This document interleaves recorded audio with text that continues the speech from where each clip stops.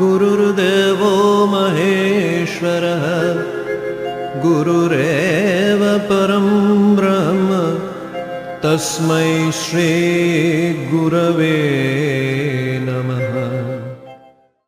আজি দ্বিতীয় খণ্ডৰ 116 নম্বৰ অধ্যায়, পৃষ্ঠা নম্বৰ 176 পৰা 182, শ্লোক 254 পৰা 279। জয় শ্ৰী গুৰু ভাগৱত। ডক্টৰ চন্দ্ৰভানু চটপতি ডাঙৰীয়াৰ দ্বাৰা ৰচিত আৰু শ্ৰী অঞ্জন শৰ্মা ডাঙৰীয়াৰ দ্বাৰা অনুবাদ। শ্ৰী গুৰু ভাগৱত।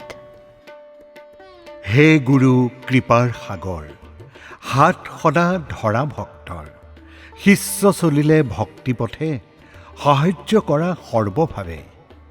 হে কৃপাসাগৰ গুৰুবৰ, আপুনি সদায় ভক্তৰ হাতত ধৰি লৈ ভক্তি মাৰ্গলৈ লৈ যায় আৰু অনেক প্ৰকাৰে সহায় কৰে।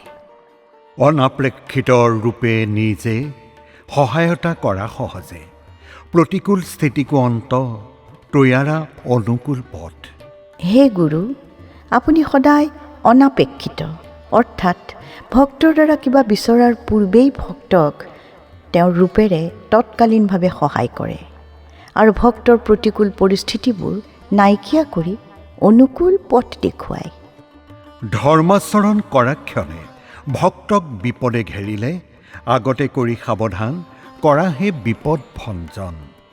হে বিপদ ভঞ্জন শ্ৰীগুৰু, ধৰ্মৰ আচৰণ কৰাৰ সময়ত ভক্তক যেতিয়া বিপদে আগুৰি পেলায়, তেতিয়া আপুনি আগতেই ভক্তক সাৱধান কৰি দিয়ে। সহি সহি ভৱজঞ্জাল, ভক্ত হৈ পৰে ব্যাকুল, বিচিত্ৰ ৰূপে ভক্ত কষ্ট, হৰি নিয়াহি গুৰু ইষ্ট। জগতৰ জঞ্জাল সহ্য কৰি কৰি ভক্ত ব্যাকুল হৈ পৰাৰ সময়ত হে গুৰু ইষ্ট, আপুনি বিচিত্ৰ ৰূপেৰে ভক্তৰ কষ্ট হৰণ কৰে। যি যি অভাৱ ভকতৰ বাধা হৈ পৰে প্ৰগতিৰ, আগতে সেয়া কৰি পূৰ্ণ, ঘৰ সম্পত্তি কিম্বা ধন। ভক্তৰ জীৱনত যি যি অভাৱ হয়, যেনে ঘৰ, সন্তান, ধন ইত্যাদি, যিবোৰ আধ্যাত্মিক প্ৰগতিৰ বাধাস্বৰূপ, সেই অভাৱবোৰ আপুনি আগতেই পূৰ্ণ কৰি দিয়ে। ধৰাত আছে যত বিদ্যা, তাৰেই শ্ৰেষ্ঠ পৰাবিদ্যা, গুৰু যে পৰা বিদ্যাযুক্ত, গুৰু কৃপাৰে বিদ্যাপ্ৰাপ্ত। এই পৃথিৱীত যিমান প্ৰকাৰৰ বিদ্যা আছে, তাৰে সবাতোকৈ উত্তম পৰাবিদ্যা, অৰ্থাৎ ব্ৰহ্মবিদ্যা। শ্ৰীগুৰুৰ থাকে পৰাবিদ্যা জ্ঞান, আৰু সেই জ্ঞানেৰে সেই বিদ্যা প্ৰাপ্ত হয়। কোনো ভক্তক যশ ধন, কোনোজনে মাগে সন্তান, যিজন ভক্ত শ্ৰেষ্ঠ হ'ব, গুৰুৰ ভক্তিহে মাগিব। হে গুৰুবৰ, আপোনাৰ পৰা কোনো ভক্তই যশ বিচাৰে আৰু কোনোবাই ধন বিচাৰে, কোনোবাই বিচাৰে সন্তান, কিন্তু শ্ৰেষ্ঠ ভক্তই শ্ৰীগুৰুৰ পৰা কেৱল ভক্তিহে বিচাৰে। বিচাৰিব হে গুৰুবৰ, কিনো লাগে কৃপা সাগৰ, নিবিচাৰো ধন বা জ্ঞান, তব চৰণে দিয়া স্থান। এনে শ্ৰেষ্ঠ ভক্তই এইদৰে কয়, হে গুৰুবৰ, মই নাজানো মই আপোনাৰ পৰা কি বিচাৰিম, কিয়নো মোক ধন জ্ঞান একো নালাগে। আপোনাৰ ওচৰত মোৰ মিনতি এই যে আপোনাৰ চৰণত যেন মোক স্থান দিয়ে। যিদৰে তুমি ইচ্ছা কৰা সিদৰে মোক তুলি লোৱা, মই যে অজ্ঞানী বালক, কৰা তোমাৰ কিৰণক। হে গুৰুবৰ, আপোনাৰ ইচ্ছা অনুসাৰে আপোনাৰ কোলাত মোক তুলি লওক। মই হ'লোঁ আপোনাৰেই এক অজ্ঞানী সন্তান, আপুনি মোক নিজৰ পুতলা হিচাপে ব্যৱহাৰ কৰক। ধন দ্ৰব্য সকলো নিয়া, কৃপা হস্ত শিৰত দিয়া, অজ্ঞাত যে নিজৰ গতি, বিচাৰো মাথো তব ভক্তি। হে গুৰুবৰ, আপুনি মোৰ সকলো ধন সম্পত্তি লৈ যাওক, কিন্তু মোৰ শিৰত আপোনাৰ কৃপাহাত দি থাকক। মই নিজৰ জীৱনৰ গতি কি হ'ব নাজানো, মই মাথো আপোনাৰ ভক্তিৰ সন্ধানহে কৰি আছোঁ। ধন জন বা যশ জ্ঞান মোৰ বাবে যে মূল্যহীন, সৰ্ববৈভৱ অসম্পূৰ্ণ, তোমালৈ ভক্তিহে সম্পূৰ্ণ। মোৰ বাবে ধন, জন, যশ বা জ্ঞান এইবোৰৰ কোনো মূল্য নাই, কিয়নো মোৰ বাবে সকলো বৈভৱ অপূৰ্ণ, কেৱল আপোনাৰ ভক্তিহে সম্পূৰ্ণ। নহয় মই দ্বন্দ্বহীন, মায়াৰে বশ মোৰ জ্ঞান, কৰোণা যদিহে নহ'ব বিশুদ্ধ ভক্তি নাজাগিব। তদুপৰি মই দ্বন্দ্বহীন নহয় আৰু মোৰ জ্ঞান মায়াৰে বশীভূত। হে গুৰুবৰ, যদি আপুনি মোক কৰোণা নকৰে, মোৰ হৃদয়ত বিশুদ্ধ ভক্তি কিদৰে জাগ্ৰত হ'ব? শুদ্ধ ভক্তি পাবলৈ মই তুমি বিহনে গতি নাই। সৎবৃত্তি দিয়াহে গুৰু, দয়া সিন্ধু হে কৃপাতৰু।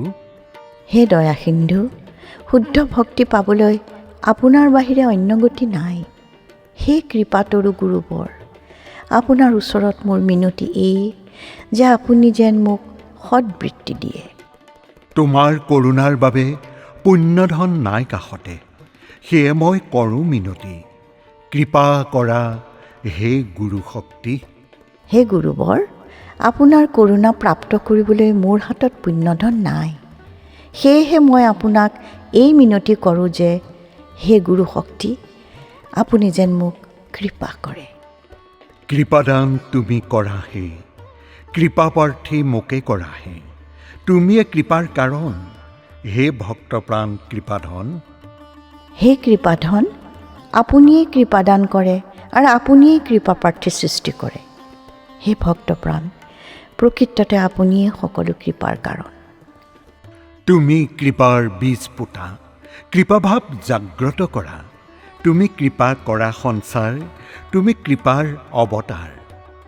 হে কৃপা অৱতাৰ, আপুনিয়েই কৃপাৰ বীজ ৰোপণ কৰে, আপুনিয়েই কৃপাভাৱ জাগ্ৰত কৰে আৰু আপুনিয়েই কৃপা সঞ্চাৰ কৰে। কৃপাৰ অন্য নাম প্ৰেম, প্ৰেমেৰে কৃপাৰ জনম, বিশ্ব যে প্ৰভুৰেই অংশ, সৰ্বপ্ৰাণী প্ৰভুৰ বংশ। প্ৰকৃততে কৃপাৰেই অন্য নাম হ'ল প্ৰেম, আৰু প্ৰেমেৰেই কৃপাৰ জন্ম হয়। এই বিশ্ব প্ৰভুৰেই অংশ আৰু সকলো প্ৰাণী প্ৰভুৰ বংশ। নিজ অংশক প্ৰেম কৰি কৰোণা কৰিছে শ্ৰীহৰি, কৃপাৰে কৰি বিশ্ব সৃষ্ট, নিজ ৰূপে নিজে মোহিত। শ্ৰীহৰিয়ে যেতিয়া প্ৰাণীবোৰক কৰোণা কৰে, তেতিয়া দৰাচলতে নিজৰ অংশকেই প্ৰেম কৰে। কৃপাৰ বাবেই সম্পূৰ্ণ জগতখন সৃষ্টি কৰি শ্ৰীহৰিয়ে নিজৰেই বিশাল ৰূপতে স্বয়ং মোহিত হৈ থাকে। নিজ কৃপাৰে প্ৰভুবশ, নিজ সৃষ্টিৰে নিজে দাস, সেই সৃষ্টিৰ সৰ্বজন, শ্ৰীপ্ৰভুৰ কৃপাভাজন। এইদৰে নিজৰেই কৃপাৰে প্ৰভু স্বয়ং বশীভূত হৈ থাকে আৰু নিজৰ সৃষ্টিৰে দাসত্ব স্বীকাৰ কৰি লয়। সেইবাবে সৃষ্টিৰ সকলো প্ৰাণীয়ে হ'ল প্ৰভুৰ কৃপাৰ পাত্ৰ। কৃপাই হৰিৰ স্বৰূপ, বিশ্বপ্ৰভুৰ কৃপাৰূপ, শ্ৰীগুৰু কৃপা একৰূপী, মায়াৰে দেখে বহুৰূপী। কৃপাই হ'ল শ্ৰীহৰিৰ বাস্তৱিক ৰূপ আৰু এই বিশ্ব হ'ল প্ৰভুৰ কৃপাৰূপ। শ্ৰীগুৰু আৰু কৃপা প্ৰকৃততে একেটাই ৰূপ যদিও মায়াৰ বাবে অনেক ৰূপেৰে দেখা দিয়ে। যি হওক আমি বলদোক, সেয়া কৃপাৰে এক সুখ, সুখকে মাথো কৃপা বুলি অজ্ঞানী মই থাকোঁ ভাবি। যাক আমি দুখ বুলি কওঁ, সেয়া কৃপাৰেই এক সুখ, কিন্তু আমি সুখকেই মাথো কৃপা বুলি মানি লৈ অজ্ঞানতাত ডুবি থাকোঁ। যিদৰে দিন আৰু ৰাতি, সুখ দুখ প্ৰভু প্ৰকৃতি, দুয়োৰে মিলনে জগত, এটাৰে আনটো জড়িত। দিন আৰু ৰাতি তথা সুখ আৰু দুখৰ প্ৰভুৰ প্ৰকৃতিৰ অংশ, দুয়োৰে মিলনদ্বাৰ তথা এটাই আনটোৰ সৈতে যুক্ত হৈ এই সংসাৰ সৃষ্টি কৰে। দুখ বিনে বোধ সুখৰ অনুভৱ নকৰে নৰ, সুখ বিহনে দুখ কষ্ট, নুবুজে নৰ পথভ্ৰষ্ট। মানুহৰ দুখ অবিহনে সুখৰ জ্ঞান নহয় আৰু তাৰে বাস্তৱিক অনুভৱ কৰিব নোৱাৰে। সুখ অবিহনে দুখ আৰু কষ্টৰ বিষয়ে আধ্যাত্মিক পথৰ পৰা পিছলি পৰা মানুহে বুজিব নোৱাৰে। ৰাতি দিন নাই অন্ধৰ, সকলো সমান অন্ধৰ, জ্ঞানৰ লাখতি মিলিলে তাৰেই অন্ধ আগবাঢ়ে। অন্ধ ব্যক্তিয়ে দিন আৰু ৰাতিৰ ব্যৱধান বুজি নাপায়।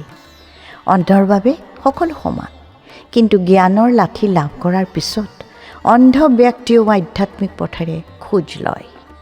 তোমাতে মাথো সুখ দেখে, তব ৰূপ মুঠে নাজানে। তব দুই ৰূপ যি দেখে, সি তব প্ৰকৃতিক বুজে। হে গুৰুবৰ, যি আপোনাক মাথো সুখতেই দেখা পায়, তেওঁ আপোনাৰ বাস্তৱিক স্বৰূপ কিদৰে গম পাব?